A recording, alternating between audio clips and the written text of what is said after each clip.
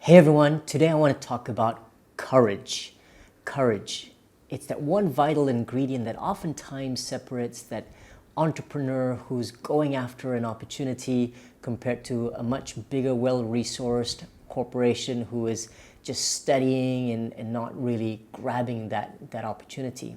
Or it might separate that professional athlete who is going for that next level of performance as opposed to the amateur or the spectator who's sort of sitting back and looking and just observing.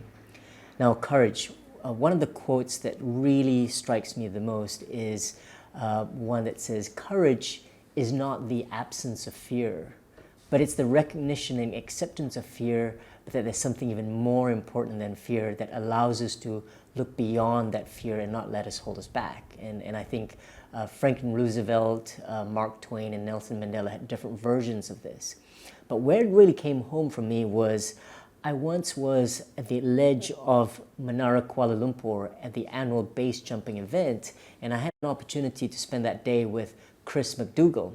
Chris McDougall is one of the world champion base jumpers, and he was sitting at that edge and looking down. I have to admit, I've done a lot of crazy things, but that day it was really scary because you could see the traffic on Jalan P. Ramlee and Jalan Raja Chulan and the pedestrians and the cars, so it's not that far, it's about 400 meters.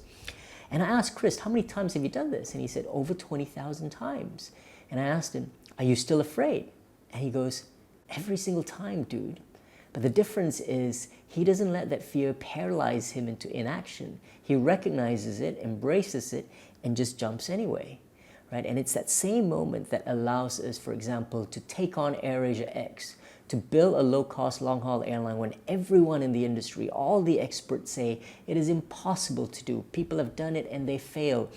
People who give you structural reasons why it cannot work, or the big global giants say, we only do low-cost airlines with small planes flying short distances because the long-haul model just doesn't work. And yet we did it anyway. We didn't allow the fact that we did not have benchmarks or case studies or a plan B or a business continuity plan or a risk mitigation plan. We just did it 100% all in. And oftentimes that's the ingredient that separates great people who take that risk from the others who are just stepping back, observing, and being paralyzed with far too much analysis. So all the best, and make today a courageous day.